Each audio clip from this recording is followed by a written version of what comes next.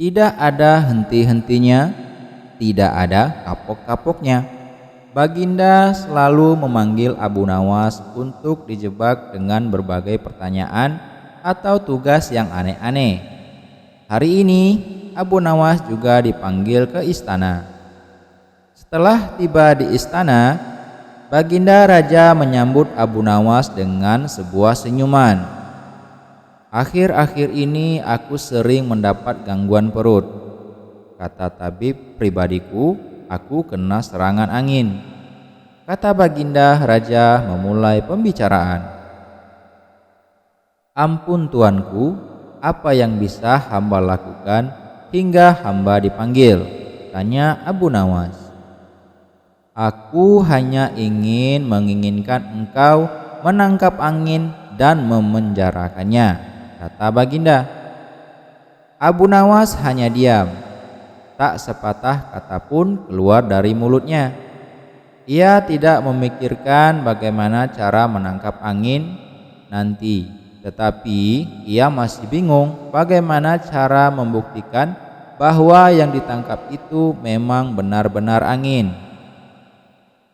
Karena angin tidak bisa dilihat, tidak ada benda yang lebih aneh dari angin.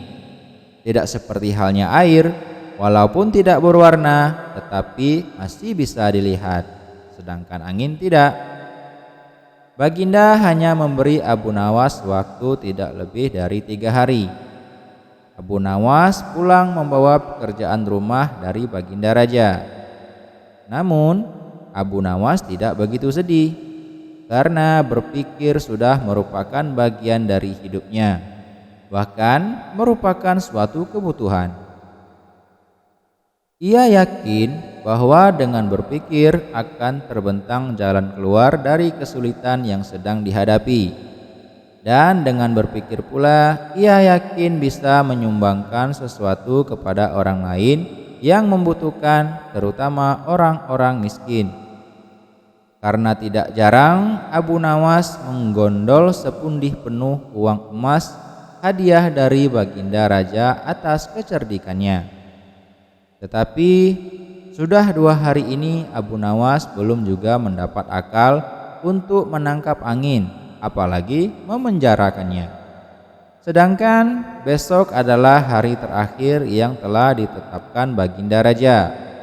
Abu Nawas hampir putus asa. Abu Nawas benar-benar tidak bisa tidur walau hanya sekejap. Mungkin sudah takdir. Kayaknya kali ini Abu Nawas harus menjalani hukuman karena gagal melaksanakan perintah Baginda. Ia berjalan gontai menuju istana. Di sela-sela kepasrahannya kepada takdir, ia ingat sesuatu, yaitu Aladin dan lampu wasiatnya. Bukankah jin itu tidak terlihat? Abu Nawas bertanya kepada dirinya sendiri. Ia berjingkrak girang dan segera berlari pulang. Sesampai di rumah, ia secepat mungkin menyiapkan segala sesuatu, kemudian menuju istana. Di pintu gerbang istana, Abu Nawas langsung dipersilakan masuk oleh para pengawal karena Baginda sedang menunggu kehadirannya. Dengan tidak sabar, Baginda langsung bertanya kepada Abu Nawas, "Sudahkah engkau berhasil memenjarakan angin, hai Abu Nawas?" "Sudah Paduka yang mulia," jawab Abu Nawas dengan muka berseri-seri sambil mengeluarkan botol yang sudah disumbat. Kemudian Abu Nawas menyerahkan botol itu. Baginda menimang-nimang botol itu. "Mana angin itu, hai Abu Nawas?" tanya Baginda. "Di dalam, tuanku yang mulia," jawab Abu Nawas penuh takzim. "Aku tak melihat apa-apa," kata Baginda Raja. "Ampun tuanku, memang angin tak bisa dilihat.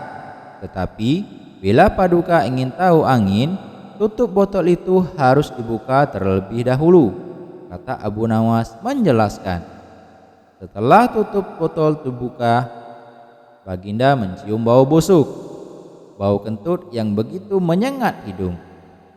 "Bau apa ini, hai Abu Nawas?" Rasanya Baginda marah. Ampun tuanku yang mulia, tadi hamba buang angin dan hamba masukkan ke dalam botol. Karena hamba takut angin yang hamba buang itu keluar, maka hamba memenjarakannya dengan cara menyumbat mulut botol, kata Abu Nawas ketakutan. Tetapi Baginda tidak jadi marah karena penjelasan Abu Nawas memang masuk akal. Dan untuk kesekian kali Abu Nawas selamat.